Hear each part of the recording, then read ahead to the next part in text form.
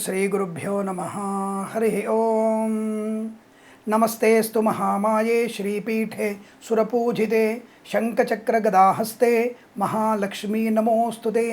नमस्ते गरुडारूढ़े डोलासुरभयंकरी सर्वपापहरे देवी महालक्ष्मी नमोस्तुते। అందరికీ నమస్కారం। చాలా విశేషమైనటువంటి పండగ వాతావరణం మన ఇంటి ముందుకి సిరులొలకడానికి వస్తున్నటువంటి మహాదేవి మహాలక్ష్మి, ఆ లక్ష్మీ అమ్మవారిని మనం అనేక రకాలుగా ఆహ్వానించేటువంటి శుభమైన మాసం శ్రావణ మాసం. ఇటువంటి మాసాల్లో మంగళగౌరి వ్రతాలు చేస్తున్నాం, శ్రావణ సోమవారాలు చేస్తున్నాం. ఇక గోకులాష్టమి గురించి ఉంది, చెప్పుకుందాం. హయగ్రీవ జయంతి కూడా చెప్పుకుందాం మనం తర్వాత విషయాల్లో. ఈరోజు మనం ప్రత్యేకంగా వరలక్ష్మి అమ్మవారి గురించి తెలుసుకోబోతున్నాం. అసలు వరలక్ష్మి అమ్మవారి యొక్క ప్రసన్నత మనకి ఎప్పటి నుంచి ప్రారంభమైంది, అసలు ఎవరు ద్వారా ఈ యొక్క వరలక్ష్మి వ్రతం ప్రారంభమైంది తెలుసుకునే ప్రయత్నం చేద్దాం. ముందుగా ఈ యొక్క వరలక్ష్మీదేవి వ్రతం ఎప్పుడు వస్తుంది? శ్రావణ మాసంలో పౌర్ణమికి ముందుగా వచ్చేటువంటి శుక్రవారం వరలక్ష్మి వ్రతం రోజు, ఆ రోజునే చేసుకోవాలి. అలాగే మరి ఈ వ్రతాన్ని ఎవరు ఆచరించాలి? వివాహమైనటువంటి వాళ్ళు ఈ వ్రతాన్ని ఆచరిస్తారు. దీర్ఘ సుమంగళి యోగం కొరకు, సిరి సంపదల కొరకు, సంతాన సౌభాగ్య వృద్ధి కొరకు ఈ వరలక్ష్మి వ్రతాన్ని ఆచరిస్తారు. మరి ఈ సంవత్సరంలో ఎప్పుడు వచ్చింది? 2024లో, అంటే 16 ఆగస్టు 2024 రోజున మనకి వరలక్ష్మి వ్రతం వచ్చింది. ఈ వరలక్ష్మి వ్రతం యొక్క మహిమ ఎటువంటిదో మనం క్లుప్తంగా తెలుసుకునే ప్రయత్నం చేద్దాం. మీకు నేను ఎలాగూ వరలక్ష్మి వ్రతాన్ని మన ఛానల్ ద్వారా ప్రత్యక్ష ప్రసారం ఇవ్వడానికి కూడా ప్రయత్నం చేయబోతున్నాను. తొందరలో అది కూడా మీకు ఈ సంవత్సరం వరలక్ష్మి వ్రతం యొక్క తప్పనిసరిగా వ్రత విశేషాలు మీకు చెప్పే ప్రయత్నం చేస్తాను నేను. అయితే ప్రస్తుతానికి ఈ 16వ తేదీ వరలక్ష్మి వ్రతం రోజున మనము ఎటువంటి నియమాలు ఉంటాయి, నిష్టలు ఏమిటి, ఎలా పూజించాలి, ఎప్పుడు పూజించాలి అనే వివరణ తెలుసుకునే ప్రయత్నం చేద్దాం. ఈసారి ఆగస్టు 16వ తేదీ మనకి మూలా నక్షత్రం కూడా ఉంది, అంటే అమ్మవారి నక్షత్రమే. అలాగే శుక్రవారం, శ్రావణ మాసం శుక్రవారం గురించి మాట్లాడుకుంటున్నాం మనం. శుక్రవారం మూలా నక్షత్రం ఉంది. అలాగే మనకి విశేషమైనటువంటి ఏకాదశి, పుత్రదా ఏకాదశి, రెండు బాగా కలిసి వచ్చాయి మనకి. ఇక్కడ చాలామందికి సందిగ్ధావస్థ, స్వామి మరి ఈరోజు వరలక్ష్మి వ్రతం అమ్మవారు మరి పూజ చేసుకొని భోజనం చేయాలి కదా, వాయనం ఇవ్వాలి కదా, మరి వాయనం ఇచ్చేటప్పుడు బ్రాహ్మడికి భోజనం పెట్టాలి కదా, లేకపోతే ముత్తైదు భోజనం పెట్టాలి కదా, మరి ఆ ఏకాదశి ఉపవాస దోషం పోతుందా అంటే ఏం పోదు. ఏకాదశి ఉపవాస నియమం వేరు, ఇక్కడ వరలక్ష్మి వ్రత విధానం వేరు. సంవత్సరానికి ఒకసారి వచ్చేటువంటి ఏకాదశి వ్రతము అంటే సంవత్సరానికి ఒకసారి వచ్చేటువంటి వరలక్ష్మి వ్రతమే ముఖ్యమైనది రోజు. కాబట్టి స్త్రీమూర్తులు ఏకాదశి ఉపవాస దీక్ష గురించి ఆలోచించక్కర్లేదు. ఒకవేళ ఏకాదశి ఉపవాస దీక్ష ఉన్నా గోధుమ పిండితో చేసినటువంటి పూర్ణాలు వాయనాలు ఇచ్చి ఆ గోధుమ పిండి సమమైనటువంటి పూర్ణం కనుక తిన్నట్టయితే మీకు ఏకాదశి ఉపవాస దోషం పోదు. లేదు, మీరు ఉండగలిగితే ఫలాలు తిని చెరుకు రసం తాగి, వరలక్ష్మి వ్రతం రోజున చెరుకు రసం తాగి ఉపవాసం ఉండి మరునాడు ద్వాదశి సమయంలో పుత్రదా ఏకాదశి రోజున మీరు వ్రత ఉపవాసం ఉంటూ, అమ్మవారి కూడా ఉపవాసం ఉంటూ, అంటే నక్తముగా ఉంటూ నిరాహారంగా ఉంటూ, మరునాడు ద్వాదశి రోజున బ్రాహ్మణ ముత్తైదువులకి, బ్రాహ్మణ దంపతులకి భోజనం పెట్టి, అంటే పారణ, ద్వాదశి రోజు పారణ చేసి మీరు కూడా వరలక్ష్మి అమ్మవారికి నమస్కారం చేస్తూ ఆ యొక్క విష్ణుమూర్తి యొక్క అనుగ్రహం కొరకు ద్వాదశి పారణ చేసి మీరు భోజనం చేయవచ్చు. బట్ ఏకాదశి ఉపవాసం రోజున మీరు తప్పకుండా ఇటువంటి ప్రయత్నాలు చేయవచ్చు. కనీసం సాయంకాలం వరకు మీరు నక్తముగా ఉంటూ సాయంకాలం భోజనం చేసినా ఏకాదశి వ్రతం ఫలితం దక్కుతుంది, వరలక్ష్మి వ్రతం యొక్క ఫలితం కూడా దక్కుతుంది మీకు. ఇందులో సందేహం లేదు. ఈ సందేహ నివృత్తి మొదలు చేసుకోవాలి మీరు. ఇక ఏ సమయంలో ప్రారంభించాలి వరలక్ష్మి వ్రతాన్ని? ఎప్పుడైనా సరే ప్రాతకాలంలో చేసుకోవాలి. సూర్యోదయ సమయంలోనే, అంటే సూర్యోదయానికి ముందుగానే లేచి సూర్యుని మీరు లేపాలి. సూర్యుడు నువ్వు లేవు నాయన తెల్లవారుతుందని చెప్పి ఆయన లేపాలి మీరు, కానీ ఆయన వచ్చి మిమ్మల్ని లేపకూడదు. కాబట్టి మీరు సూర్యోదయానికి ముందుగా బ్రాహ్మీ ముహూర్తంలో లేచి స్నాన సంధ్యాన్ని పూర్తి చేసుకొని ఇంటిల్లిపాది లేవాల్సిందే. వరలక్ష్మి వ్రతం ఆడపిల్లలు చేసుకుంటారు కదా, వాళ్ళే సరిపోతుందిలే నేను దుప్పటిగా పడుకుంటాను, కుదరదు. ఇంట్లో ఆ పూజా కార్యక్రమం ప్రారంభమయ్యే సమయానికి ఎవరు ఇంట్లో నిద్రపోకూడదు. అందరూ లేచి ఉండాల్సిందే. స్నానం కనీసం అంటే ఓకే, సరే వసతి లేకపోతే మీరు 7 లోపల స్నానం చేయాలి అందరూ కూడా. కానీ తప్పకుండా సూర్యోదయానికి పూర్వం అందరూ లేచి శుచిగా శుభ్రంగా స్నాన సంధ్యానుష్ఠాలు పూర్తి చేసుకొని మంచిగా ఎక్కడైనా ఒక మంచి స్థలంలో అంటే హాల్లో కానీ, మంచి ఈశాన్య గదిలో కానీ, ఒక పూజా గదిలో కానీ, ఎక్కడైనా సరే మంచి మందిరాన్ని ఒక మంచి పీట వేసి, పీట మీద మంచి బియ్యం పోసి, కొత్త వస్త్రం వేసి, ఆ కొత్త వస్త్రం బియ్యం పోసి, దానిపైన కలశ స్థాపన చేసి, అమ్మవారి రూపాన్ని అలంకారం చేసి, అమ్మవారిని బ్రహ్మాండంగా అలంకరిస్తారు. ఆడవాళ్ళు అలంకరించేటువంటి అలంకరణే ఇంకొక రకంగా ఉంటుంది. కాబట్టి మీరు అద్భుతంగా అలంకారం చేస్తారు. అలా అమ్మవారిని అలంకారం చేసి, అమ్మవారికి గాజులు, అలాగే చందనపు బంగారు ఆభరణాలు ఇవన్నీ వేసి అమ్మవారిని ముందుగా శ్రీ సూక్త విధానంగా పూజించాలి. హిరణ్యవర్ణాం హరిణీం సువర్ణరజతస్రజాం ఇటువంటి మంత్రాలతో అమ్మవారిని శ్రీ సూక్త విధానంగా అమ్మవారిని పూజ చేయాలి. తదుపరి అమ్మవారికి ప్రీతి అయినటువంటి అష్టోత్తరం చదవాలి. అమ్మవారికి అష్టోత్తరం చదవాలి. చాలా మంచి ప్రసన్నురాలు అవుతుంది. అమ్మవారి అష్టోత్తరంతోనే చాలా సంతుష్టురాలు అవుతుంది. మంచి గంధపు ధూపం ఇవ్వాలి.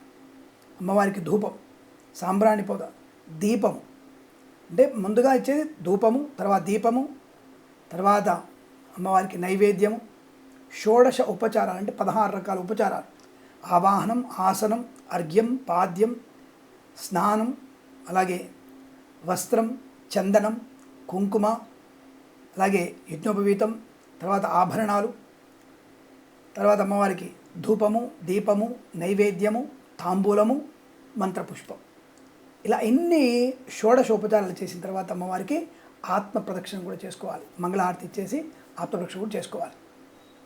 ఈ ఏ సమయంలో చేస్తే మంచిది అంటే ప్రాతకాలం సర్వదా శ్రేష్టం. కాబట్టి ప్రాతకాలంలోనే ఆ మహాలక్ష్మికి అమ్మవారికి నమస్కారం చేసుకోవాలి. ఆ జగజ్జనికి మన శిరస్సు వంచి నమస్కరించాలి. ఆ దేవి మహత్యం ఎంత గొప్పది, ఆ దేవిని మనం ప్రసన్నం చేసుకుంటే ఎంత విశిష్టత ఆలోచించండి. కాబట్టి ఆ మహాలక్ష్మి అమ్మవారిని మనం ఆవాహనం చేసుకుంటూ, వరలక్ష్మి అమ్మవారిని ఆవాహనం చేసుకుంటూ ఈ నైవేద్యము, మంగళహారతి అయిపోయిన తర్వాత ప్రదక్షిణ చేసుకొని తదుపరి శ్రద్ధగా అమ్మవారి కథ వినాలి. అసలు ఈ కథ ఈ వరలక్ష్మితో ఎలా వచ్చింది అనే విషయం గురించినటువంటి ప్రస్తావన వస్తుంది. అలాగే ఇక్కడ మనకి అమ్మవారికి ఒక్కొక్కళ్ళు ఒక రకమైనటువంటి వాయనాలు ఇస్తుంటారు. అంటే కొంతమంది గోధుమ చేసినటువంటి బూరెలు, సజ్జ బూరెలు వాయనం ఇచ్చి ఆ వాయనాన్ని బ్రాహ్మడికి ఇస్తారు, ముత్తైదులు కూడా ఇస్తారు. ముందు బ్రాహ్మడికి ఇస్తారు వాయనం, ఆ వాయనం బ్రాహ్మడికి ఇచ్చేసి తర్వాత ఇవన్నీ ఉంటాయి. ఈ వాయనానికి ముందుగా మనము ఈ అమ్మవారి చెప్పినటువంటి కథ వింటారు. లోక రక్షకుడైనటువంటి పరమేశ్వరుడు ఆ పార్వతీదేవికి చెప్పినటువంటి కథనే ఈ వరలక్ష్మి వ్రత కథ. అమ్మవారు అడుగుతుందట, ఏమండి మరి భక్తజనులందరూ కూడా దీర్ఘ సౌభాగ్యయోగాన్ని పొందడానికి, సత్సంతాన ప్రాప్తి పొందడానికి ఏదైనా ఒక మంచి వ్రతం చెప్పమని అడిగితే ఆయన చెప్తున్నాడు, ఒక మంచి వ్రతం ఉంది, ఆ వ్రతాన్ని చేసిన వారికి నువ్వు అనుకున్నటువంటి సమస్త సౌభాగ్య పుత్ర పౌత్రాభివృద్ధి కలుగుతుంది అని చెప్పేసి ఆ వ్రతం గురించి పార్వతీదేవి పరమేశ్వరుడు పార్వతీదేవి చెప్పాడు. ఈ విషయాన్ని శౌనకాది మహామునులకు సూత పౌరులకు వారు చెప్తున్నారు. ఏమిటా కథ అంటే సమస్త సౌభాగ్యాలని, ధనధాన్య వృద్ధిని, సమస్తమైనటువంటి రోగనాశనాన్ని కలిగించేటువంటి అతేకమైనటువంటి శుభ ఫలితాలకు మూలకమైనటువంటి వ్రతం ఉంది. అది వరలక్ష్మి వ్రతం. ఆ యొక్క అమ్మవారి శ్రీ మహాలక్ష్మి స్వరూపంగా వరలక్ష్మి అంశలో ఈ వరలక్ష్మి అమ్మవారిని ఎవరైతే పూజిస్తున్నారో, ఆ విష్ణు ప్రియమైనటువంటి అమ్మవారిని అయితే ప్రేమిస్తున్నారో పూజిస్తున్నారో వారందరికీ కూడా సమస్త సౌభాగ్యాలు కలుగుతాయని చెప్పాడు. పార్వతీదేవి అడుగుతోంది ఆశ్చర్యంగా, ఈ వ్రతం ఎవరి ద్వారా విస్తరించబడింది అని చెప్తే ముందుగా ఈ పూజ చేసే విధానం, కలశ స్థాపన, అమ్మవారికి గాజు సమర్పణ, అలాగే వస్త్రాలు సమర్పణ, ధూపదీప చందన తాంబూలాదుల సమర్పణ చేసి హాయిగా అమ్మవారికి మంగళారతులు ఇచ్చి శ్రద్ధగా ఈ కథ వినమని చెప్తారు. ఏమిటి ఆ కథ అంటే పూర్వం ఒకానొక క్షేత్రంలో, ఒక గ్రామంలో, ఒక పట్టణంలో చారుమతి అయినటువంటి ఒక పుణ్యమైనటువంటి స్త్రీ ఉందట. ఆ పుణ్య స్త్రీ అత్తమామల్ని కన్న తండ్రి కంటే కూడా, తల్లిదండ్రుల కంటే ఎక్కువ కూడా పూజిస్తూ సేవిస్తూ ఉందట. భర్తని కూడా ఏ ఒక్కనాడు కూడా పల్లెత్తు మాట అనకుండా భర్తగారితో ప్రేమాప్యాయతల్ని, తల్లిదండ్రుల లాంటి అత్తమామలతో మర్యాదపూర్వకంగా వారిని కడతలు చూసుకుంటూ, ఏ రోజు కూడా అత్తమామలు కానీ తల్లిదండ్రుల భార్యాభర్తల మధ్య కానీ వైషమ్యాలు లేకుండా హాయిగా కాపురం సాగుతోంది. ఆ పుణ్య దంపతులు బ్రహ్మాండటువంటి వృత్తిలో అనుకూలంగా ఉన్నారు. వాళ్ళు 10 మందిలో గొప్ప వ్యక్తులుగా కీర్తించబడుతున్నారు. సామాన్యమైనటువంటి శుభయోగాలు పొందుకుంటున్నారు. ఒక రోజున ఈ భర్త గారికి సేవ చేసి అందరికి సేవ అయిపోయిన తర్వాత ఆ అమ్మాయి, ఆ చారుమతి స్త్రీమూర్తి పడుకున్నప్పుడు కలలో లక్ష్మీదేవి సాక్షాత్కారం పొందిందట. పొంది, చారుమతి, నీ అత్తమామల్ని తల్లిదండ్రుల కంటే ఎక్కువ సేవ చేయడం, భర్తని ఏ రోజు కూడా తన మాటని జవదాటకుండా ఉన్నటువంటి నీ యొక్క పాతివ్రత్య శుభయోగం వల్ల అది నన్ను చాలా ఆనందాన్ని కలిగించింది. అందుకే నీతో నేను సంతుష్టురాలనయ్యాను. నీకేదైనా వరం ఇవ్వాలని కోరుకుంటున్నాను. కాబట్టి నువ్వు వరలక్ష్మీదేవిగా నన్ను శ్రావణ మాసానికి ముందుగా వచ్చేటువంటి శుక్రవారం ఏదైతే ఉందో ఆ రోజున నువ్వు నన్ను వరలక్ష్మీదేవిగా పూజించు. నీకు నేను అనుకూలవంతమైనటువంటి శుభయోగాన్ని కలిగిస్తానని చెప్పేసి అమ్మవారు చెప్పిందట. కళ వచ్చింది, అమ్మవారికి చూసింది, నమస్కారం చేసుకుంది, పొద్దున లేచింది, అత్తమామ దగ్గరికి వెళ్ళింది, అత్తమామలకి విషయాన్ని చెప్పింది. తర్వాత భర్త గారికి కూడా చెప్పింది. సరే, ఏ భాగ్యవశము చేత మనకి అమ్మవారి కల్లో కూర్చొని తెలియదు కాబట్టి అమ్మవారు చెప్పినటువంటిగా విధానంగానే, అమ్మవారు ఏవైతే చెప్పిందో నీకు అటువంటి విధానంతోనే పూజిద్దాము అని చెప్పేసి ఈ యొక్క అత్తమామలు భర్త గారు కూడా చెప్పి ఉన్నారు. ఆషాఢ మాసం దగ్గరకు వచ్చేసింది. ఈ ఊళ్ళో ఈ విషయం అందరికీ తెలిసింది. అందరూ అనుకుంటున్నారు, ఏంటి వ్రతం చేస్తున్నాం, ఫస్ట్ టైం అందరూ వ్రతం చేస్తున్నారు, ఉత్సాహంగా ఉన్నారు. మరి ఆ యొక్క చారుమతి ఎటువంటి వ్రతం చేయబోతోంది, అమ్మవారు ఎలా ఆవిడ్ని ఆనందింపజేయబోతుంది అనే విషయంతో అందరూ ఉత్సాహంగా ఎదురు చూస్తున్నారు. కానీ పుణ్య దంపతులకి మాత్రం అమ్మవారేదో కానుకలు ఇస్తుంది, వరాలు ఇస్తున్నటువంటి భావంతో లేదు. ఆ తల్లి చెప్పినటువంటి వ్రతాన్ని శ్రద్ధగా నేను ఆచరించాలనేటువంటి భావన మాత్రమే ఈ చారుమతి దేవికి ఉందట. ఆ విధంగానే అయిపోయి ఆషాఢ మాసం అయిపోయింది, శ్రావణ మాసం వచ్చేసింది. శ్రావణ మాసం పౌర్ణమి ముందుగా ఫస్ట్ శుక్రవారం వచ్చేసింది. ఇక బ్రహ్మాండంగా గురువారం రోజు సాయంకాలమే అమ్మవారు కల్లో చెప్పినటువంటి పూజా ద్రవ్యాలన్నీ కూడా సమకూర్చుకుంది. ధవళ పుష్పాలని, అలాగే గన్నేరు పుష్పాలని, కనకాంబరమాలని అవన్నీ కూడా సమకూర్చుకుంది. పీఠం తయారు చేసుకున్నారు మంచిగా. ఒక ఎత్తైనటువంటి పీఠం పైన అమ్మవారిని అలంకారం చేసుకున్నారు. ఒక కలశం, రాయి కలశాన్ని పెట్టారు. రాయి కలశం పైన అమ్మవారి రూపంగా ఒక కొబ్బరికాయ పెట్టేసి అమ్మవారి రూపాన్ని అలంకారం చేసుకున్నారు. అమ్మవారికి జడ వేసినట్టుగా, గాజులు వేసినట్టుగా అన్నీ సమర్పించారు. అమ్మవారికి చీర పెట్టారు, జాకెట్ ముక్క పెట్టారు. బ్రాహ్మణ్ణి పిలిచారు. బ్రహ్మాండంగా శ్రీసూక్త విధానంతో అమ్మవారిని పూజించారు. ఆ తదుపరి లక్ష్మీదేవి అష్టోత్తరాన్ని చదివారు. శ్రీ అయి నమః, విద్యాయ నమః, పుణ్యగంధాయ నమః, మహాలక్ష్మీ నమః, సర్వమంగళాయ నమః అటువంటి అష్టోత్తర నామాలతో అమ్మవారిని పూజించారు. ధూపం ఇచ్చారు, దీపం ఇచ్చారు, బ్రహ్మాండం పూజ చేశారు. ఆ పూజ అయిన తర్వాత బ్రాహ్మడు పూజంత అయిపోయిన తర్వాత బ్రాహ్మడికి వాయనం ఇచ్చారు. ఆ తర్వాత అమ్మవారి కథలు అక్కడ కూడా ఏం చెప్పుకున్నారు, పార్వతీ పరమేశ్వరుల యొక్క ప్రభావాన్ని, విష్ణుమూర్తి యొక్క తన యొక్క శుభయోగాల్ని, అంటే విష్ణుమూర్తి యొక్క చేసినటువంటి లీలల్ని చెప్తూ ఉంటారు. అంటే ఒక పురాణ ప్రవచనం చెప్తూ ఉంటారు. అక్కడ బ్రాహ్మడు వరలక్ష్మి వ్రతంలో చారుమతి కథ ఏం చెప్పలేదు, కానీ ఆ వరలక్ష్మి అమ్మవారు ఎంత విశిష్టమైనది, విష్ణువు చేత పూజించబడేటువంటి స్థాయికి ఎలా ఎదిగింది అనేటువంటి ఆ బ్రాహ్మడు అప్పుడు ఆ కాలంలో చెప్పినటువంటి కథలు చెప్తూ ఉండగా వీళ్ళందరూ సంతోషపడ్డారు. ఇక బ్రాహ్మడు వెళ్తూ అమ్మ అక్షంతలు వేస్తున్నాడు, ప్రదక్షిణ చేసుకోమని చెప్పాడు.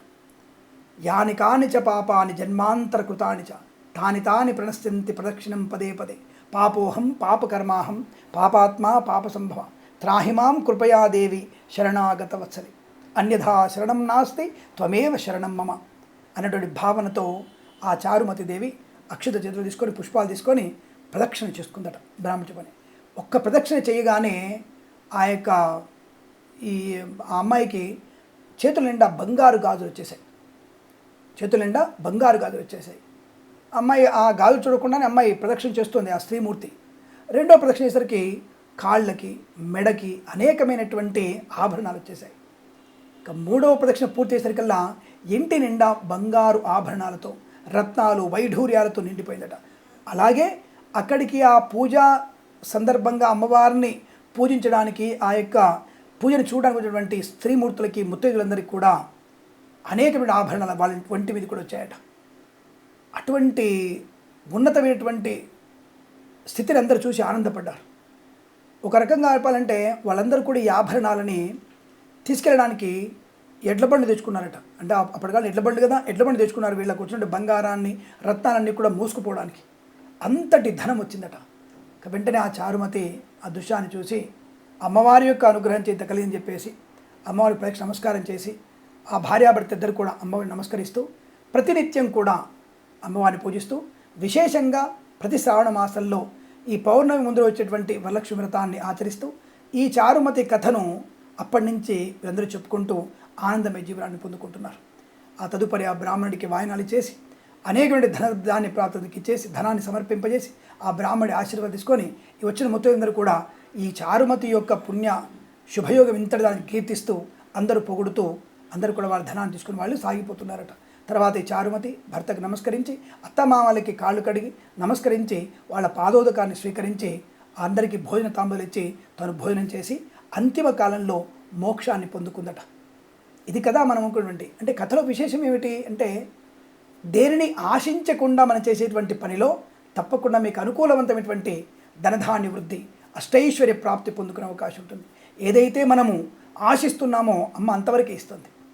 ఆశించకుండా భక్తితో వినమ్రమైనటువంటి చిత్తశుద్ధితో మనము అమ్మను కానీ అయ్యను కానీ సేవించినట్టయితే ఆ సేవకు సంతుష్టులై ఆ పార్వతీ పరమేశ్వరులు కానీ లక్ష్మీ నారాయణులు కానీ మనకి ఆ బ్రహ్మ విష్ణు మహేశ్వరులైన లక్ష్మీ పార్వతీ సరస్వతి అయినా సరే తప్పకుండా మనకి వారి అనుగ్రహం చేత మనకి ఏదైతే అవసరమో దాన్ని తప్పకుండా ఇస్తారు.